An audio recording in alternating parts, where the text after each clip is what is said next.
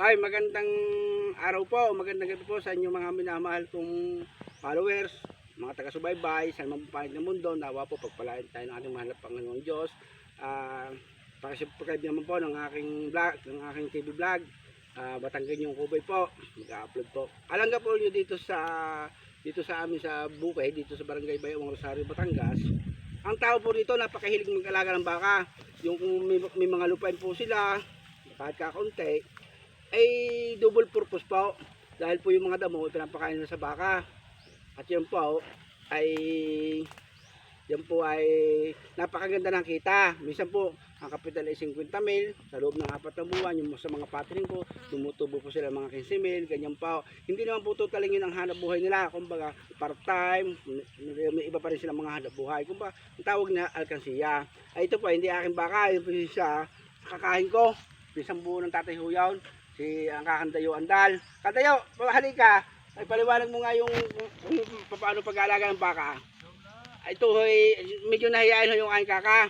Ay ito pong pag-aalaga ng baka, talagang dito sa alam naman ho ninyo, sa Batangas, kilalang kilala ho diyan ang mga karning baka. Napakasasarap po ng karning baka dito sa Batangas.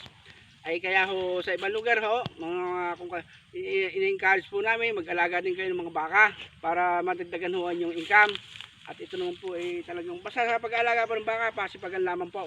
At napakaganda po kung alagaan yung baka, yung may mga lahi na, tapos na kung patabahin po, nakakwadra yan, sa loob po yan ng 4 na buwan. Kung sabi ko, bumili kayo sa 50 mil. Ay baka ho pag may lahi ho yan at yung pakakainin ng page at yung masusunod ang tamang proseso, ay tutubo kayo ng maganda. Baka ho yun nasa 80 milan ho yun. Ay siya, sige ho, salamat ho kayo. Salamat po sa inyong lahat sa panunood. At yun naman ho aking kakain ngayon ho, tuwing Biyernes sa Padre Garcia ho yan. Tuwing Biyernes po, nasa Padre Garcia po. Sige po, bye bye. Yan, siya po yung kakain ko. Yan ho, magaling mag-alaga ng baka. Yan, ay kita naman ho ninyo ang kanyang alagaan ho, kagaganda ng damo. Oh, talaga naman wala kayong masasabi ho diyan. Ay minsan ho ang alaga ho ng 10.